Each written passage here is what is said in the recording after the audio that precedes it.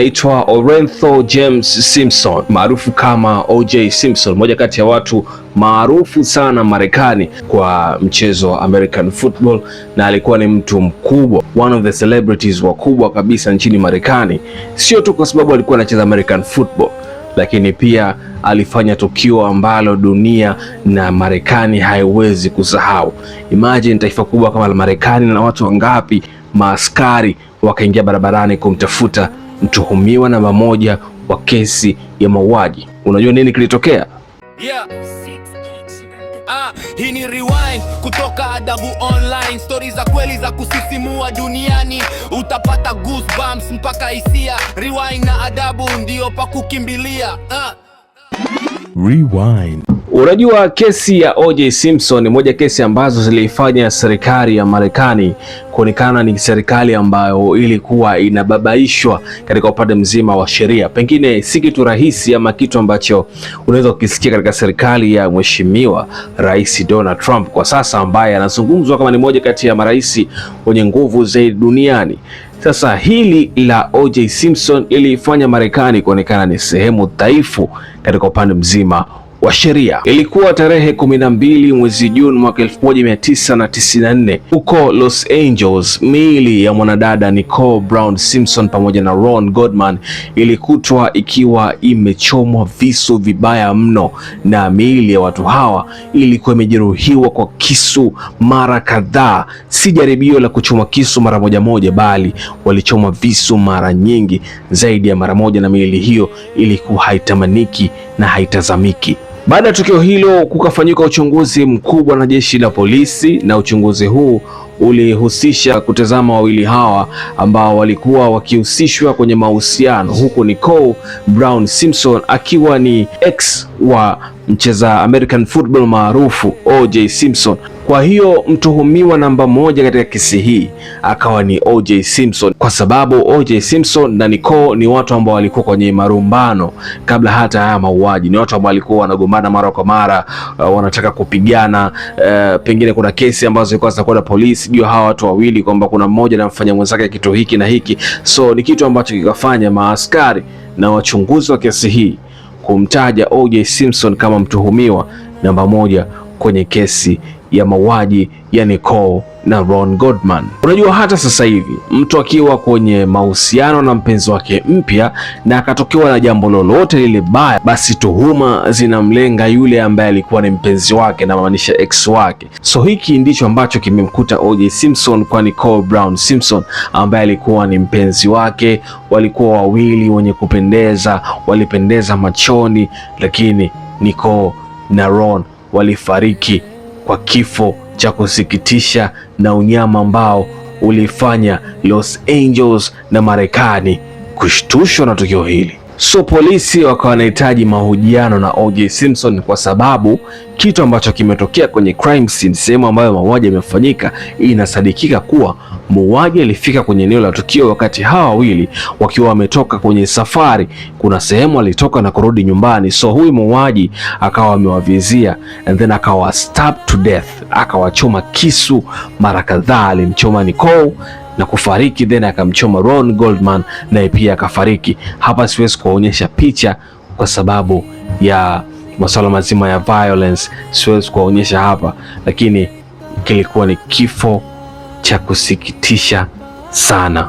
Moja ya vitu ambavyo vinaifanya simulizi hii ya O.J. Simpson kuwa ya kuvutia sana duniani ni ile the chase ya Ford Bronco, gari aina ya Ford Bronco ambayo ilitumiwa kwenye chase hii maarufu sana duniani. Sasa huu mkasa ulikuwa hivi: baada ya O.J. Simpson kuwa ni mtuhumiwa namba moja wa kesi hii, jeshi la polisi pale nchini Marekani likamhitaji O.J. Simpson kwa ajili ya mahojiano. Sasa unajua O.J. Simpson tayari ni mtu maarufu, ni mtu legend kwenye American football, anatajwa kwa ukubwa, pia watu wanamchukulia kama role model, and then jeshi la polisi linatangaza kumhitaji kwa ajili ya mahojiano. So ile pressure ya kuhitajika na jeshi la polisi, pressure ya media, O.J. Simpson kutajwa kama ni moja kati ya wale watu ambao wanahusishwa na mauaji ya Nicole na Ron, O.J. Simpson akaamua kukimbia. So So hii chesi ilikuwa hivi, O.J. Simpson alikuwa na rafiki yake kwenye gari aina ya Ford Bronco na kuingia kwa pamoja. So O.J. akawa anatishia kujiua kwenye hiyo gari aina ya Ford. Alikuwa na silaha, alikuwa na pistol. So huyo rafiki yake akawa anahofia. Polisi wakaanza kumfuatilia kwa sababu walikuwa wanaamini kwamba O.J. anakimbia wito wa polisi na huenda akawa anakimbilia nchi nyingine. Wengine wakawa wanasema O.J. Simpson alikuwa na plan kukimbilia Mexico, wengine wanapaita Mexico. So O.J. akawa kwenye gari hiyo ya Ford Bronco na huyo rafiki yake. Gari kawa inatembea huku mapolisi wakawa wanakimbiza gari hiyo nyeupe ambayo ilikuwa ni chesi ya kihistoria sana. Helicopters zilikuwa zinapita juu, zikawa zinachukua tukio hili na kurushwa live kwenye television za nchini humo. Kitu cha kushangaza, hii chesi ilikuwa maarufu hata NBA Finals, yani finali za NBA kule nchini Marekani zilikatishwa kurushwa kwenye TV na kukaanza kurushwa chess ya O.J. Simpson akiwa anakimbizwa na maaskari. Of course alikuwa ni mtu mkubwa sana, na kitu ambacho hakuna station yoyote ya televisheni ingetamani kupitwa na tukio hili. So kila mmoja akaamua kurusha chess hii maarufu duniani. Maaskari wakaamua kupiga simu. O.J. akapokea simu ile na kuwauliza, nyinyi mnanihitaji mimi nifanye nini? Kwa sababu mimi sihusiki na mauaji yoyote ya Nicole. Na wale maaskari wakamwambia, sawa, uhusiki na mauaji haya, lakini sisi tunakuhitaji kwa sababu tu tunataka utoe maelezo juu hiki kitu ambacho kimetokea kwa Nicole na Ron, kwa sababu nyinyi ni watu ambao mlikuwa mko karibu sana. Lakini O.J. akaona nyinyi mnanichukua, nyinyi mtanikamata, mnaenda kunitia jela nyinyi, mimi siwezi kukubali. Oya mwanangu, endesha hiyo gari tuondoke. So chesi kawa hivyo, wanaondoka na kuondoka. Mind you, wakati hivi vitu vinaendelea, rafiki yake na O.J. alikuwa anahofia kwa sababu O.J. alikuwa ameshika pistol na sometimes akanatishia labda anataka kujiua, kwa sababu anasema kwamba yeye hahusiki na hayo mauaji na maaskari wanahitaji kumkamata ili wakamfunge. So rafiki yake anajaribu kumplease O.J. usifanye hivyo. O.J. Simpson anatishia kujiua, anaambia maaskari jamani msifanye hivyo na nini, lakini mwisho wa siku wakanegotiate na O.J. Simpson na O.J. akakubali kujisalimisha kwa maaskari. Lakini wakati wa chesi ikiwa inaendelea, kabla O.J. kujisalimisha, watu mbalimbali wakawa wamejitokeza kwenye barabara za Los Angeles wakiwa wanamshangilia O.J. Simpson anavyowakimbia maaskari. Watu mbalimbali kwenye barabara walifunga hata barabara kutokuwa kunapitika tena, watu wakawa wanasimama pembezoni na kumshabikia O.J. Simpson. Wengine wakawa wanasema go O.J, go O.J, nenda O.J, wakimbie hawapuuzi O.J, achana na hawa maaskari, wewe kimbia O.J. Kulikuwa kuna masuala mazima ya ubaguzi wa rangi Marekani, of course, na miaka ya 90s, miaka 90 huko kulikuwa kuna ubaguzi sana, masuala police brutality, watu weusi kupigwa, wanapigwa, wengine wanajeruhiwa vibaya mno. So kulikuwa kuna matukio kama hayo. So kwa O.J.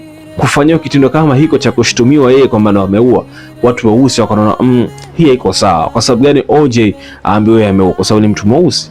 So masuala kama hayo akawafanya watu waseme okay, hadi masuala mazima ya racism, sisi hatukubali O.J. akamatwe, O.J. kimbia, sisi tuko pamoja na wewe. Haya ndio ambayo yametokea.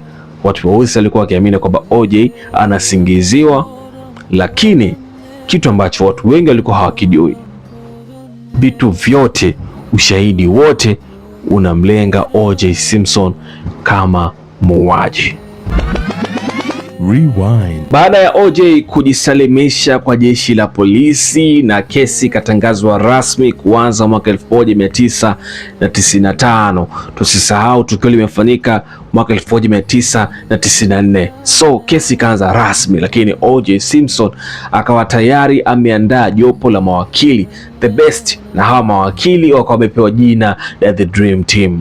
Na uzuri ni kwamba O.J. Simpson akawatafuta mawakili ambao pia ni weusi, wanajua struggling za mtu mweusi, wamepitia struggling za ubaguzi wa rangi nchini Marekani. So ni watu ambao wanajua historia ya mtu mweusi ni ipi pale nchini Marekani. Kesi ikaanza kusomwa na hakimu juu ya kile ambacho kimetokea, lakini ushahidi wote ambao walikuwa unaonyesha kwamba O.J. Simpson ni muuaji ulikuwa umesimama hivi, kila mmoja akiangalia anasema OJ ni muuaji. So ushahidi wa kwanza ambao uko unamuonyesha OJ Simpson yeye amehusika na mauaji ya Nicole na Ron ilikuwa ni gloves ambazo zilikuwa zimepatikana eneo la tukio, yani eneo la mauaji. Glove moja ilikutwa pale pembezoni na mwili wa Nicole, yani baada ya mauaji, muuaji alifua ile glove moja na kuiacha eneo la tukio. Lakini pia glove nyingine ambayo inafanana na ile ya muuaji ambayo amefanya tukio pale ikakutwa nyumbani kwa OJ Simpson. Sasa hapa kuna nini tena zaidi ya kuwa OJ amehusika na mauaji ya Nicole ambaye ni mke wake wa zamani? Nikwambia tu kitu kimoja, Wamarekani wana vitu vidogo sana. Ukishindwa kuvishinda kwenye kesi yako, then umeshinda kesi, na ukishinda basi umeshinda.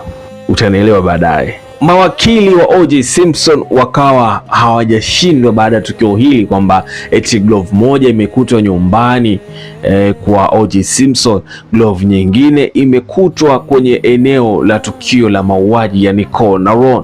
Hawakushindwa kujitetea, wakasema hivi, kama ni gloves ambazo amezitumia OJ Simpson, basi tunajua size ya mikono yake na tutatamani hizo gloves ambazo zimekutwa pale OJ azivae hapa mahakamani ili tujue kwamba ni kweli za kwake alizitumia au la.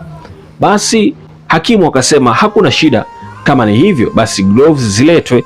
Ikachukuliwa glove moja nyumbani kwake na moja eneo la tukio, lakini kabla hajazivaa zile glove, OJ aliambiwa avae gloves za plastiki zile za hospitali ili kukinga DNA maybe ambayo inaweza kutumika ama fingerprints zile, so fingerprint yake situmike mule, ikabidi avae zile gloves kama za hospitali. And then akavaa gloves zile ambazo zilikuta eneo la tukio na moja nyumbani kwake. Well, guess what? Gloves alivaa na wala hazikumtosha. Yani gloves ambazo amezivaa zilimbana sana, alikuwa hawezi hata kukunja ngumi hivi. Maana yake zile gloves sio za kwake. Na kuna kauli moja mawakili walisema, if it doesn't fit you must acquit. Kama haimtoshi lazima mumwachie huru, kwa sababu kama glove haimtoshi alivaaje na kushika kisu na kutekeleza mauaji? OJ Simpson namsingizia je? Wala hajafanya yeye mauaji. Jopo la mawakili upande wa serikali hawakuchoka, kwani walikuwa wanatafuta ushahidi wa kutosha wa kumweka ndani OJ Simpson kwa kosa la mauaji ya Nicole Brown Simpson na Ron.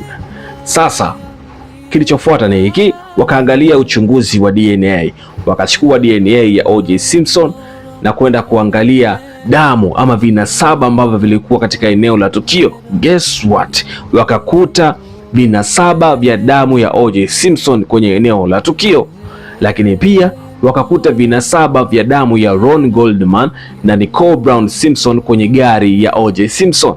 Sasa kuna nini tena hapa? Kama vinasaba vya OJ Simpson ambaye anasema wakati wa mauaji wala hakuwepo katika eneo hilo, alikuwa sehemu nyingine amepumzika, lakini vinasaba vyake vimekutwa nyumbani kwa marehemu Ron Goldman na Nicole Brown Simpson.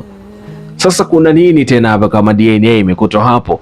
Sasa nikwambie kitu kingine, hawa mawakili wala hawakuchoka kumpigania OJ, na ndio maana ikaitwa The Dream Team. Kuna askari mmoja anaitwa Mark Fuhrman. Mark Fuhrman ni mmoja kati ya maaskari ambao walitumika kwenda kumkamata OJ Simpson, na kuna kauli ambazo alizizungumza. Mark Fuhrman alimbagua OJ Simpson na pia kumuita the N-word. Alitumia N-word kumuita OJ Simpson, yani alimuita ni.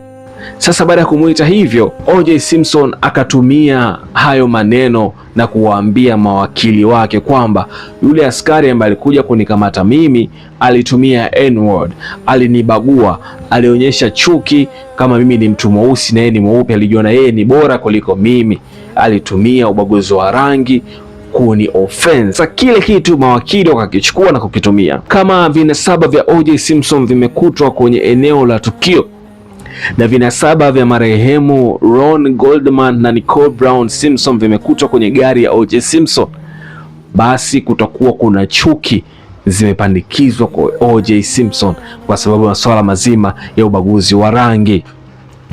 Pia ikasadikika kuwa vinasaba hivi vilikuwa vibaya katika kuvihifadhi na pengine vilibadilishika ama viligongana na damu hii kuchanganyana. Pengine pia maaskari hawa ambao walitumika kukamata O.J. Simpson walikuwa na chuki binafsi na wakaamua kuvichanganya vinasaba hivi ili O.J. akamatwe. So kosa la askari McFarland kumbagua O.J. Simpson wakati anaenda kumkamata tayari ikawa imefanya kesi DNA kufa kwa staili hiyo. So kwenye glove akawa ameepukika, kwenye DNA akawa ameepukika. O.J. Simpson alikuwa kweli kweli na mawakili ambao hawa walijiita The Dream Team. Rewind. So baada ya kushindwa kwenye glove na kwenye DNA, wakaanza kuangalia footprint, aina ya viatu, kwa sababu wakati wa tukio muuaji alikanyaga damu, na baada ile damu kuikanyaga akakanyaga sehemu ambayo ni kavu, maana yake ikatengeneza alama ya kiatu, footprint. Hivi viatu vilikuwa vinaitwa Bruno Magli shoes kutoka Italy. Ni viatu vya kitajiri sana, si watu wengi walikuwa na vimiliki nchini Marekani, ni watu wachache sana walikuwa na miliki viatu vya Bruno Magli shoes. Wakawa wanatazama O.J. Simpson, kati ya listi ya viatu vyake vyote kuna kiatu cha Bruno Magli shoes hakikupatikana, wala hawajai kumwona O.J. Simpson akiwa amevalia kiatu cha Bruno Magli shoes. Kwa hiyo kwenye footprint pia mawakili wa serikali wakashindwa kupigania O.J. Simpson ashtakiwe kwa kesi ya mauaji. Unajua, huu ushahidi ambao ulitumika kwa O.J. Simpson ungetumika kwa mtu mwingine ambaye sio maarufu, inawezekana kabisa huenda akawa tayari sasa hivi yuko ndani anatumikia kifungo cha maisha, lakini O.J. Simpson alikuwa ni mtu maarufu sana Marekani. Of course alikuwa ni mtu mweusi. Kulikuwa kuna pressure kubwa ya masuala mazima ya media nchini Marekani kwa sababu mtu mweusi amekamatwa anashtakiwa kwa kesi ya mauaji. Pengine ilisadikika kuwa serikali ya Marekani ina plani kuwakandamiza watu wote maarufu weusi ili wasiwe wakubwa zaidi ya pale walipo, na ndio maana O.J. Simpson akasingiziwa kesi hii ya mauaji. O.J. Simpson alikuwa ana utetezi mkubwa wa watu weusi nchini Marekani. Hata mawakili wake ambao ni weusi walikuwa wakipigana day and night wakihakikisha kwamba O.J. Simpson hawezi kwenda jela. Hata watu ambao walikuwa wakiwa mitaani, watu wengi weusi waliinua mabango na kusema ya kwamba O.J. Simpson hawezi kwenda jela kwa sababu anasingiziwa kesi hii ya mauaji na wala hajatekeleza mauaji haya, ila wanamsingizia. Baada ya hii kesi kwenda ups and downs, kupanda na kushuka, mawakili wa upande wa O.J. Simpson walikuwa na pointi nyingi kuliko mawakili wa serikali. Hakimu akaamua ya kwamba O.J. Simpson hana kesi yoyote na ni mtu huru, ni Marekani, Mwafrika huru, diaspora huyu yupo huru, mtu huyo mweusi yuko free kuendelea na shughuli zake. Huyu mtu maarufu, pole yake kwa kumchafua hapa mahakamani. Baada ya kushinda kwa O.J. Simpson, kuna picha zilianza kutrend. Hizi picha zilimwonyesha O.J. Simpson alipokuwa sehemu na jamaa kadhaa wakiwa wamepiga picha nzuri, huku O.J. akiwa amevalia viatu vya Bruno Magli shoes. Viatu hivi vya Kiitaliano ambavyo footprint yake ama nyayo zake zilionekana kwenye eneo la tukio, na hata mahakamani ushahidi haukupatikana kwamba yeye aliwahi kumiliki viatu hivyo.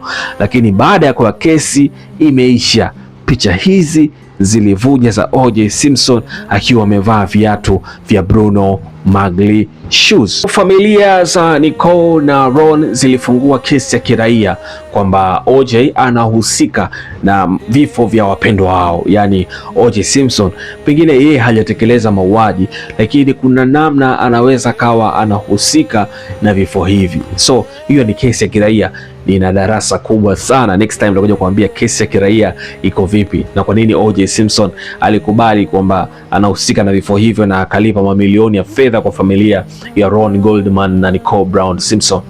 Well, O.J. Simpson akabaki kuwa ni mtu maarufu ambaye alisingiziwa kesi hiyo, na gari aina ya Ford Bronco ipo kwenye makumbusho pale Los Angeles, imewekwa kwa sababu watu wanaamini kwamba ilikuwa ni chase maarufu kabisa duniani, na ndo kesi ambayo ilifuatiliwa na watu wengi zaidi duniani kwenye televisheni za nchini Marekani.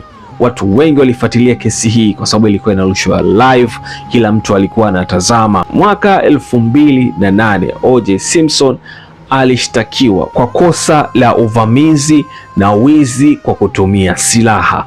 Aliingia sehemu kwa kuvamia na aliiba kwa kutumia silaha. Just imagine, mwaka 2008 alikuwa ni mtu ambaye wa makamo kabisa, lakini alivamia sehemu na kuhitaji kuiba fedha kwa kutumia silaha. O.J. Simpson, one of the greatest American footballers ambao amekotokea kwenye ardhi ya Marekani, anakwenda kushika mtutu na kuvamia sehemu kwa ajili ya kuvamia soka, akashtakiwa kwenda jela, and then kifungo chake kilivyoisha akatoka na maisha yakaendelea until mwaka 2024.